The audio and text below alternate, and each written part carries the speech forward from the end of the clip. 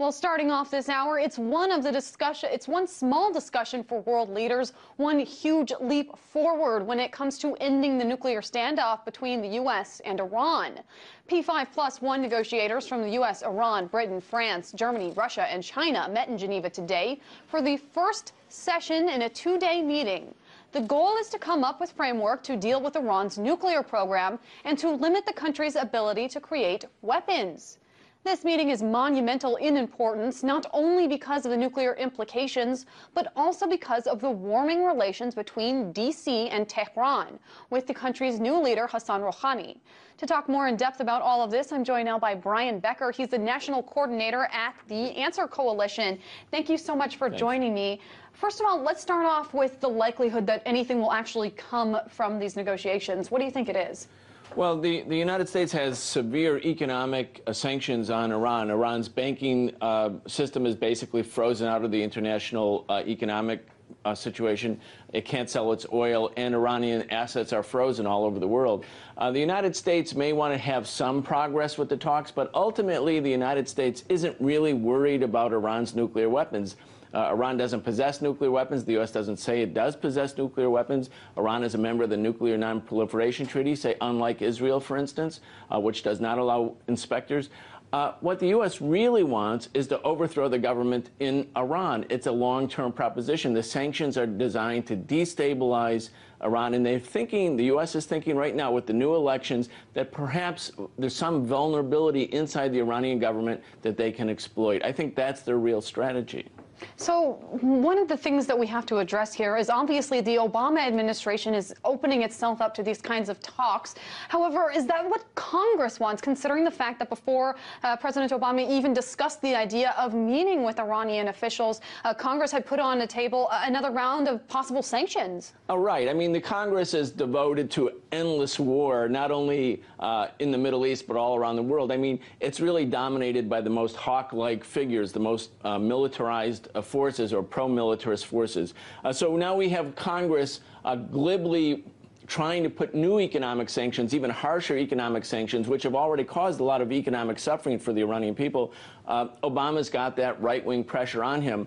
But overall, I would say that while there's a right-wing pressure in Congress, Obama and the right wing have, as I said, a general strategic agreement that the real goal is not to stop a so-called nuclear weapons program in Iran, but to carry out ultimately the destabilization of Iran and regime change. Now, one of the really interesting kind of things of all of this is obviously the U.S. has very close ties with both Saudi Arabia and Israel, which both have a very vested interest in how these P5+1 negotiations go. Do we have any idea at this point how they are responding to these warming tensions? Well, you can see in the orientation by the Netanyahu government in Israel, for instance, that they are totally opposed to any sort of peaceful outcome, any sort of negotiated settlement. Why is that?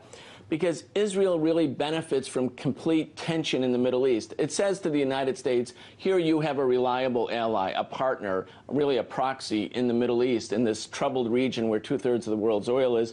And with constant tension and war, Israel proves to the United States why it should get $4 billion every year in taxpayers' money. So Israel is opposed to the negotiations. The Saudis have also an existential opposition to the Iranian government because they know that what happened in Iran in 1979 when the people rose up and overthrew the king, that could happen in Saudi Arabia too. That's why the Saudis are really afraid of Iran, because they know that there could be revolutions that spread throughout the entire region.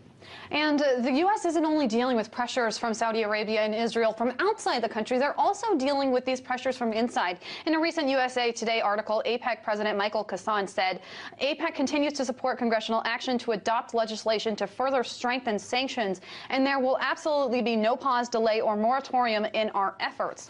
So can you talk about the influence of a lobbying group like AIPAC on decisions that are made in these negotiations and in the future? Well, I think AIPAC is a strong lobby. We know that. But, you know, I think their influence is somewhat exaggerated. You could see AIPAC was demanding war against Syria, but once the American people were engaged, once the American people made it clear that there was across-the-board opposition to a new war against Syria, the influence of AIPAC, supposedly so grand, actually started to be seen in its real perspective. The United States government isn't taking its cues in terms of strategy in this strategically and resource-rich part of the world from AIPAC, even though, yes, they dole out millions of dollars every year to Congress. Ultimately, the U.S. makes its decisions based on its geostrategic interests as an empire in the area of the world that has 2/3 of the world's oil. And how this all plays out in the future and how these tensions actually ease and relations really build between these two countries. We're on a new front. We're going to have to see how it all happens with Hassan Rouhani at the reins, really. But what we do have is Israel calling him a wolf in sheep's clothing. Brian Becker, National Coordinator at the Answer Coalition, thank you so much. Thanks.